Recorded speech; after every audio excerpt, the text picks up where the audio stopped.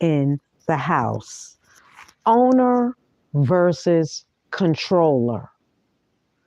If you go check the posts out from this channel, you'll see there's a whole breakdown on why you should always be the sole proprietor, because a sole proprietor is owner and controller. Therefore, when you take control of the birth certificate through your ownership, your affidavit of ownership document, you will then, as owner of that birth certificate, because you purchased a birth certificate from Vital Statistics or the county court, where you purchase the BC, means now you are the true owner of the BC. So owner versus controller, if you go into my post section, I posted a plethora of information on owner versus controller. So anything that you purchase, that you buy, and you have 9/10 of possession, because that's the law, you own it. So as an owner, you control it. You control the assets, meaning you manage the assets. You would never want anyone else controlling what you own. The owner controls what they own. Contracts is what snatches the managerial part from the owner, is the contracts and agreements that have been signed. That is the problem, because the people that create the contract and the agreements understand how to snatch ownership, no, how to snatch controllership from the owner. And it's through agreements and contracts. That is why there's always some written statement in it that you are waiving this right. You have given power of attorney over to someone else to control, manage, administer your ownership of your asset. Asset is the key. The owner always holds the asset. If you don't hold the asset, that means that you're not in possession. Possession is 9/10 of the law. So, ownership versus controllership. Sole proprietorship gives you ownership and controllership at the same time. A trust that you create, you are the grantor. The creator is the owner of the assets to fund the trust. So in that living trust, you are the controller. You manage the assets while you are living. So basically, owner versus controller is key in the game. And only the king and the queen on the board have the controllership over the entire board based upon your signature on the contracts and agreements that you are now partnering with someone else. So if you partnership with another corporation, now they're taking over they're managing the assets. Bottom line. So, my people, if you go to my post section within this channel, you will see owner versus controller. It's a whole breakdown and a document there that will, it's all fact and it tells you what you need to know straight up. So if you have LLCs, you're going to have to put them in your trust.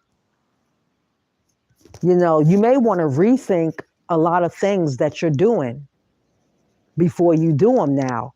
You may have to go back in and restate some of the things in your trust dealing with ownership and controllership. You may want to put that clause in your trust about ownership and controllership, because anything that's stated on paper in your contract, because the trust is a contract, sole proprietorship is a contract. So you have the contract to make the law. And when you're making the law within your own contracts and agreements, no one can breach it because you created it. Now, if you hand the contract and you're making it for someone else to sign, that's a different story. So the bottom line is that you have to know contracts, you have to know agreements, you have to be the owner. The owner controls. So anything that you purchase, you own it. That's why in some states, when you buy a vehicle, a conveyance, an automobile, when you buy that, in some states, they'll just give you the title off the rip. But in some other states that want to snatch it from you and control you, they will tell you to go register it with the state. Why, if they give you the title, why would you go and re-register it with the state when you already have ownership? Because you went into the car dealership and you paid for it with your own money. Even if it was financed, you're still paying for it, the vehicle, with your own money, just like with a mortgage. So the bottom line is that key is learning what owner versus controller is. Once you understand what owner versus control is, then you should have no problem in your day-to-day, because you will constantly read the contract. And if they don't allow you to restate the contract, then why sign the contract? Because in the contract, they're taking away your rights as a controller. Yes, you own the property, which is the asset, which is the physical asset, but you don't have the controllership or the control over the asset, because the contract states in that the asset is controlled by the company that you signed the contract with. And that's with a mortgage, a car contract, any type of contract, the music industry contract with record deals, anything like that. That is a clause in there that nobody reads. They just happy that they are getting the property or getting a deal, a record deal, or anything. They're just happy to get the asset, because we don't really know. We was never taught what an asset really is. Asset is owner. Asset, the owner must control the asset. You don't let anybody control your asset. You don't let nobody control your trust. You don't let nobody control your birth certificate. You don't let nobody control your mortgage. You don't let nobody control your life. You do not let foreign courts control your case. You control your case. See, that is the problem. That is why you have to go back and restate the BC, the birth certificate. You have to go back and restate it. If you don't, that was the first contract that you never signed off of. Your mother never signed off on the contract. The only people that signed off on the contract was the corporation, the registrar of the state, board of health, where it was filed at. They're the only corporations that signed off on the contract, and they didn't sign off as a people. The doctor signed off as a people for the hospital. So that is a contract. Basically, I gave you $1 million worth of game right here.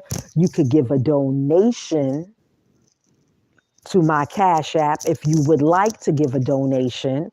And it's $ capital R, lowercase UBIE, capital W, lowercase ILKIE. So you can give that donation for the truth that I just dropped on you right now that will save you time and energy running in a rat maze when all you have to understand is ownership and controllership. When you understand that and overstand it, now you know how to create all your documents with no problem and no questions asked. You know what I'm saying? That's the bottom line. If you have any questions, you can type it on the screen and let me see what the question is. You know what I'm saying? Because people don't really understand what's going on right now. Arbitration is bullshit. Arbitration is just another contract. It's a clause that they throw in the contract to stop you from ever receiving a way out or to restate the contract. You see what I'm saying? That's why it's key that before you even start this process on this path of freedom, you need to already have some money and you need to keep a job because every time you turn around, you have to pay for the paperwork, each affidavit that you're creating, you're going to have to pay for that, the mailing, the court fees, notification, authentication, all of that. You got to pay for it. Okay. That is why, we have a class here, the notary class, where we teach you here at the United States how to become your own notary step by step. We show you the whole process and we get you that, your seal and everything for you as a notary, so you need that in this game because it's going to come a time where you're not going to be able to walk into any court. You're going to have to do all your notaries on your own because you are the owner and the controller. The owner and the controller, check it. The notary, if you look up the history of notary and what notaries, the notary stamps at the bottom, especially inside the county courts, if they stamp it at the bottom, they own your document, right? Go read it. Notaries own the document when they stamp and sign the bottom and seal it. They can actually take your document behind your back because now they own it. They can securitize it and monetize it straight up. A lot of people don't even know about that. That's why it's imperative that, that you become your own notary. You can sign off on all your contracts, because you make the law. That's why you have to have court and state, because court and state allow you to do what you want to do for yourself, because you handle your own affairs. Because I'm telling you, if you look up notary, you're going to find out that every time a notary notarizes your document, If you don't have that document done up a right way, the notary owns that document. Basically, that's the bottom line. You got to wake up to a lot of laws that's going on right now. It's deep, my people. It's mad deep. Thumbs up if you feeling this. You know what I'm saying? Thumbs up. Um, what we got going on here? Oh man, want to see.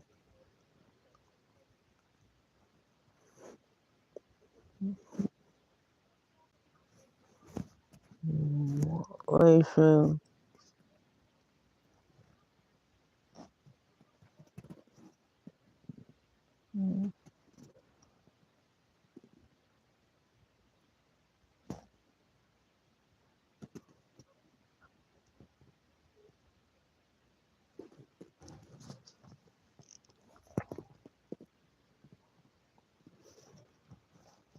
Hmm.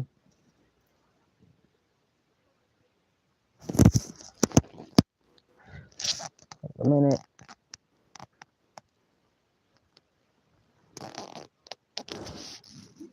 All right, my people.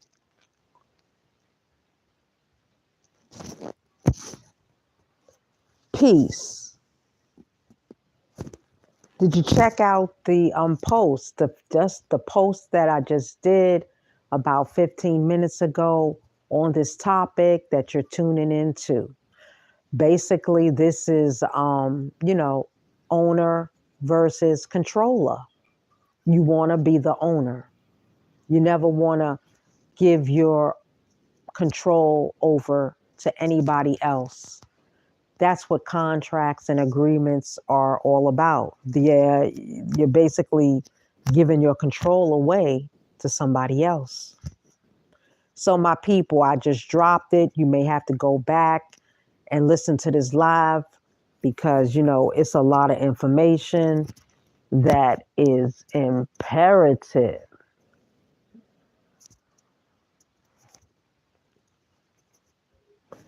This is the United States Private Enterprise Free State, and we have another public announcement.